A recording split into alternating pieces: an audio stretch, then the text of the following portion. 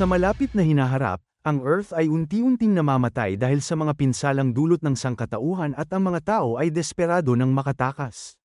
Isang araw, lumitaw ang isang higanteng itim na globo malapit sa Mars kaya 6 na astronaut ang ipinadala upang mag-imbestiga sa isang sasakyang pangkalawakan na tinatawag na Achilles. Sa loob ng 8 buwan ay ginugugol ng tripulante ang paglalakbay sa hibernation. Si Carla ay patuloy na nananaginip tungkol sa kanyang anak na babae at sa kanyang ina, na trahedya na namatay sa isang aksidente ng sasakyan 2 taon na ang nakakaraan. Nang 8 oras na lang ang natitira upang maabot ang globo, ang mga tripulante ay nagising. Habang naglalaan sila ng ilang sandali upang mag-inat ng kanilang mga kalamnan at maglinis ng kanilang mga ulo, napansin ni Carla na di mapakali si Rob dahil ito ang kanyang unang pagkakataon sa hibernate at pinayuhan niya itong magpahinga. Gayunpaman, mas gusto ni Rob na mag-vlog ng kanyang karanasan dahil mayroon siyang napakalaking bilang ng mga taga-sunod. Pagkatapos ay nakipagkita si Carla kay Commander Paul at sinubukan nilang matuto ng higit pa tungkol sa globo sa pamamagitan ng pag-scan dito, ngunit walang mahanap na anuman rito. Naisip ni Carla na dapat silang bumalik, ngunit gusto pa rin ni Paul na tapusin ang kanilang misyon. Dahil sa kakulangan ng datos ay mas lalong kinakabahan si Rob. Nagpa siya ang grupo na makipag-ugnayan kay Vance, ang pinuno ng programa ng ekspedisyon, na nagsasabi sa kanila na ang mga tao sa Earth ay sabik na naghihintay ng sagot sa misteryo, umaasa ang mga ito kaya't dapat nilang makumpleto ang misyon.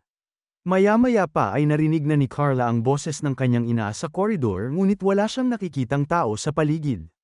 Kasabay nito ay nagulat si Rob sa mga nakakatakot na bulong sa loob ng kanyang silid. Nang makarating si Carla sa kanyang silid, tumawag si Van sa kanya na nagsasabing nag-aalala ito sa kanya. Habang tinitiyak ni Carla na nasa maayos siya, biglang naputol ang tawag at inanunsyo ng AI ng barko na nagdudulot ng anomalya ang globo. Tumakbo si Carla sa pangunahing deck at nakita ang misteryosong globo na kumukuha ng napakaliwanag na sinag ng liwanag sa barko, na nagdudulot ng iba't ibang gulo sa sistema.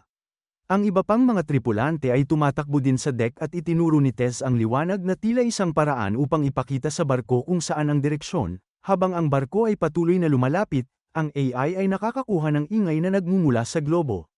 Nang sinuri ito ni Carla, na-decode nila ang mensahe na paulit-ulit na nagsasabing, Deus, na ang ibig sabihin ay Diyos sa Latin.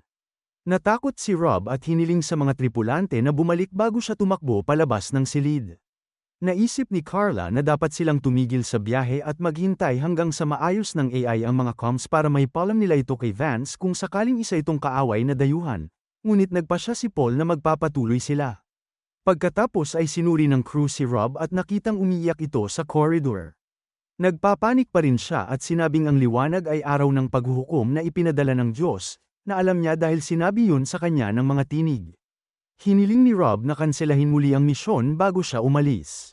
Pagkatapos ay tinalakay ng grupo ang kanilang mga teorya at iniisip ni David na tungkulin nilang alamin kung ano ang globo, at kung ito ay lumabas na isang alien, maaari nilang pasabugin ito. Narinig ni Paul ang kanilang usapan sa kamera at tinawag si David sa kubyerta upang sabihin sa kanya na huwag nang babanggitin ang pagpapasabog sa mga bagay kailanman. Nang malapit nang marating ng barkong panghimpapawid ang globo, muling narinig ni Carla at Rob ang mga boses.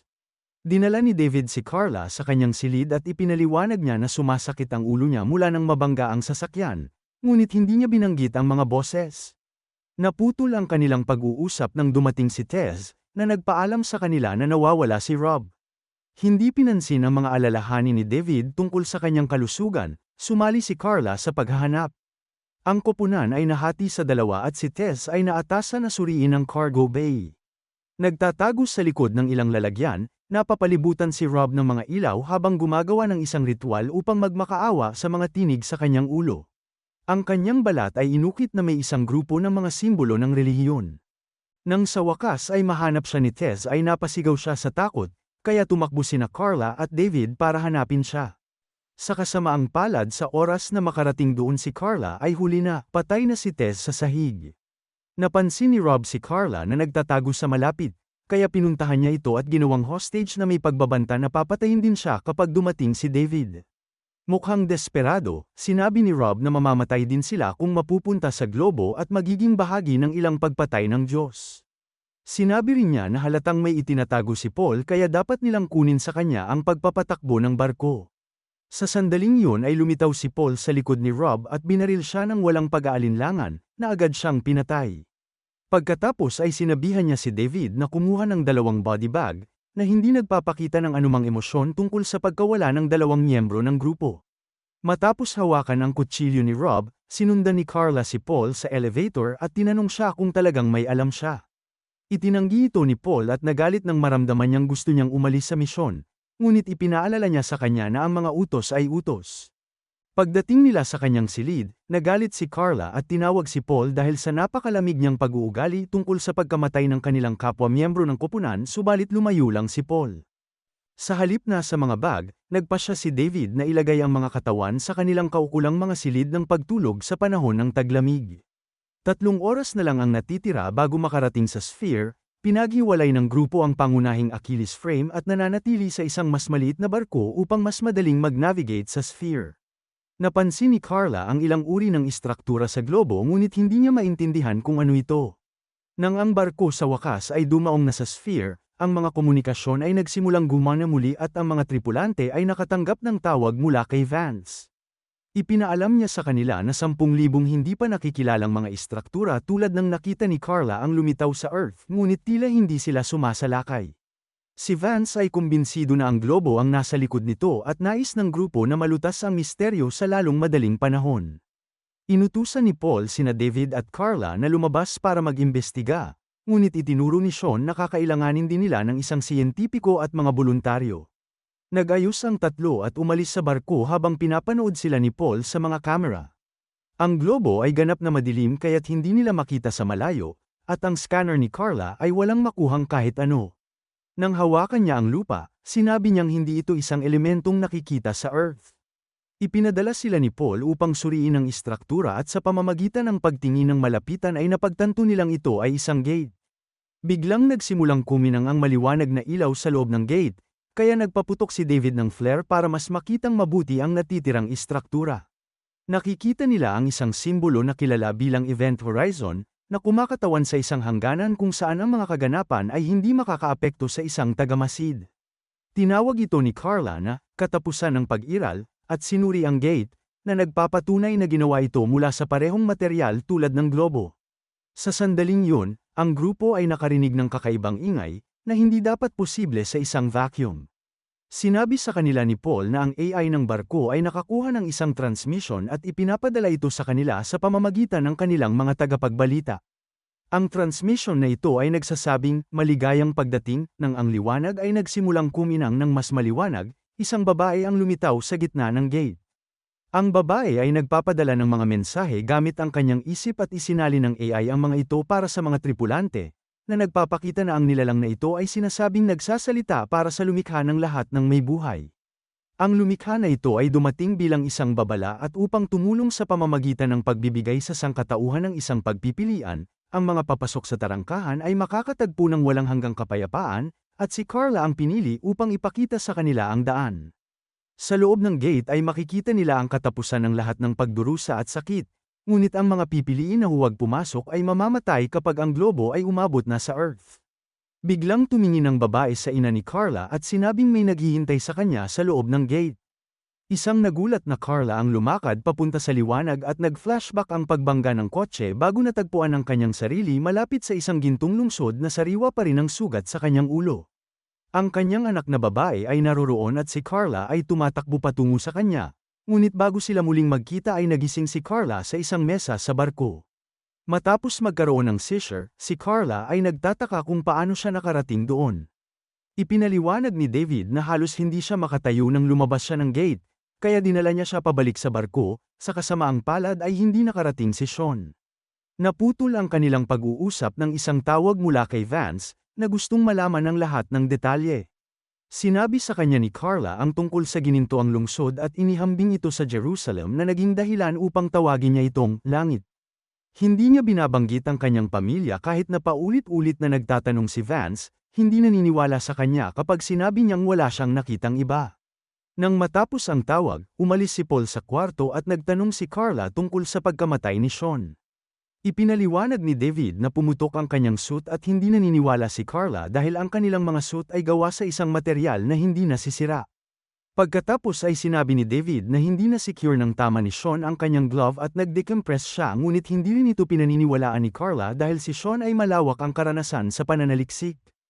Isang kahina-hinalang David ang nagpapaalala sa kanya na lahat ay nagkakamali at sinasabi sa kanya na magpahinga. Gusto ni Carla na galugarin muli ang globo, gayunpaman sinabi ni David sa kanya na aalis na ang barko habang sinusundan siya palabas. Nang makarating sila sa isang koridor na walang mga kamera, tinanong ni David si Carla kung ano talaga ang nakita niya sa loob ng gate, kaya sinabi niya dito ang tungkol sa kanyang pamilya. Ipinaliwanag din niya na wala siyang tiwala kina Vance at Paul dahil parang may inililihim sila. Ilang sandali pa ay bumalik si David sa deck at tinanong siya ni Paul kung ano ang nangyari nang wala sila ni Carla sa camera, ngunit sinabi sa kanya ni David na walang sinabing bago si Carla. Naghinala si Paul at pinaalalahanan si David na gumalang sa mga utos. Kapag ang barko ay wala na sa orbit ng sphere, inanunsyo ng AI na ang mga tripulante ay dapat na handa na mag-hibernate sa loob ng 1 oras. Matapos kunin ang kutsilyo ni Rob, pumunta si Carla sa mga pod at tiningnan ang katawan ni Sean, lalo na ang kanyang suit. Sunod niyang sinira ang lock ng kwarto ni Paul gamit ang kutsilyo at pumasok sa loob para maghanap ng mga pahiwatig. Nakita siya ni Paul sa mga security camera at pinadala si David. Sa silid ni Paul, nakakita si Carla ng isang baril at ilang napaka-interesante na mga file. Maya-maya ay lumitaw si David sa labas ng silid at pinigilan siya ni Carla sa pamamagitan ng pagtutok ng baril. Matapos basahin ang mga file, ngayon alam niya na siya ay isang dating sundalo ng Elite Corps at dati ay kilala bilang pinakamahusay. Gayunpaman, ipinaliwanag ni David na naiwan yun sa nakaraan at nanunumpa na wala siyang alam tungkol sa globo. Pinilit ni Carla si David na bumalik sa pangunahing deck, kung saan itinutok niya ang baril kay Paul. Itinuro niya na ito ay pag-aalsa at ang parusa ay kamatayan, kaya gumanti si Carla sa pamamagitan ng pagsisiwalat na si Sean ay napatay sa pamamagitan ng isang putok ng baril. Sa tingin niya, si David ang may gawa nito simula noong naging hitman ito. Ang tensyon na sandali ay naantala ng isang tawag mula kay Vance, na nangako na hindi siya ang kanyang kaaway at sinasabing ang lahat ng kanyang mga siyentipiko ay naniniwala na siya ay tunay na nakakita ng langit. Nag-play din siya ng isang video na nagpapakita ng mga tao sa Earth na nagtitipon sa mga lansangan, desperado na umalis sa planeta pagkatapos na makita ang footage ng sphere na nai-broadcast ni Vance. Naiwan si Carla sa pagkabigla at ginamit ni Paul ang pagkakataong tumalon sa kanya. Matapos ang ilang pakikibaka, nagawa siyang itulak at mapatay ni Carla. Pagkatapos ay napansin niyang nasaktan siya sa pakikipaglaban at dumudugo ang kanyang tiyan. Matapos ibaba ni Vance ang tawag, itinutok ni Carla ang baril kay David, na umamin na siya ang pumatay kay Sean. Gayunpaman, ayaw niyang patayin siya dahil gusto rin niyang malaman ang katotohanan tungkol sa globo at kung ano ang nakita niya. Sa pagpapasyang magtiwala sa kanya, hinayaan ni Carla si David na dalhin siya sa infirmary at gamutin ang kanyang sugat. Nang bumuti na ang kanyang pakiramdam, inamin ni Carla na gusto niyang bumalik sa globo ngunit kontrolado ni Vance ang AI. Ibinunyag ni David na mayroon siyang code upang makontrol ang AI, ngunit kailangan nilang ibagsak ang program dahil ang Achilles ay masyadong malaki upang kontrolin ng mano-mano. Mawawalan sila ng pangunahing kontrol at ang kanilang paglalakbay pabalik sa Earth ay aabuti ng higit sa 5 taon. Nawawalan na ng pag-asa si Carla, ngunit may kahaliling plano si David. Pagkatapos ay bumalik si Carla sa kubyerta at tinawagan si Vance upang sabihin sa kanya na sisirain niya ang globo kung kinakailangan, dahil naniniwala siya na ito ay isang kasinungalingan. Ina-activate ni Vance ang ilang classified na file na nagpapakita sa kanya ng elementong nakita niya sa planeta, na nagpapakitang siya ang gumawa ng sphere. Walang Diyos, ginawa niya ang lahat ng ito para iligtas ang 6 na bilyong tao at patayin ang natitirang 15 bilyon dahil ang mundo ay napupuno na. Walang Diyos sa gate at hindi talaga kayang sirain ng globo ang Earth, lahat ng ito ay kasinungalingan para magpanik ang mga tao at magdulot sa kanila na tumakbo patungo sa mga gate na lumitaw sa buong planeta. Akala nila ay papasok na sila sa langit ngunit talagang naglalakad sila patungo sa kanilang kamatayan. Hindi maintindihan ni Carla kung paano nito naririnig ang kanyang pamilya, kaya inamin ni Vance na naglagay siya ng chip sa kanyang ulo pagkatapos ng aksidente, na siya rin ang may kasalanan. Ang lahat ay naging bahagi ng kanyang plano upang masanay si Carla para sa paglalakbay na ito. Tinawag ng umiiyak na Carla si Vance na halimaw at ibinahagi niya ang kwento ng kanyang ina na sinabi sa kanya kung paano karapat-dapat bigyan ng lahat ng tao ng pagkakataon na mabuhay. Sa sandaling yun ay nakipag-ugnayan sa kanya si David, na nagpahayag na hawak na niya ang core ng Achilles. Napagtanto ni Vance na ang dalawa ay nagpaplanong sirain ang globo at inutusan ng AI na simulan ang auto-destruct sequence ng barko. Nagsisimulang humagulgol ang mga alarm at inanunsyo ng AI na sasabog ang Achilles sa loob ng 3 minuto.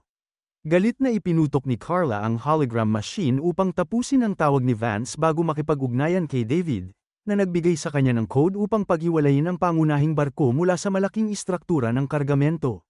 Natigil si David sa elevator, na hindi gumagalaw ng mabilis upang makabalik siya sa pangunahing barko sa tamang oras.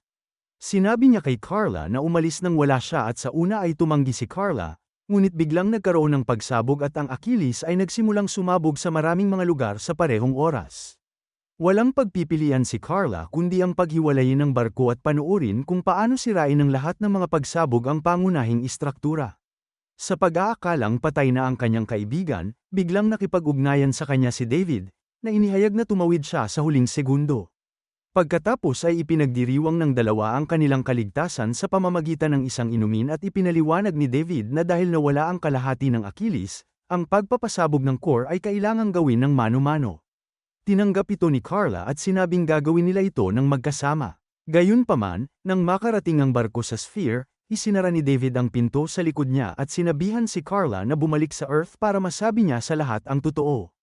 Umalis si Carla sa barko at nagbahagi ng panghuling paalam kay David, na naghihintay hanggang sa sapat na ang layo ng barko upang pasabugin ang core at sirain ang globo. Naglalakbay na ngayon si Carla ng mag-isa sa Earth at ipinaalam sa kanya ng AI na aabuti ng 7 taon ang biyahe. Salamat sa panunood. Para lagi kayong updated sa susunod na kwento, mag-subscribe at siguraduhin na naka-on ang notification bell. Ingat!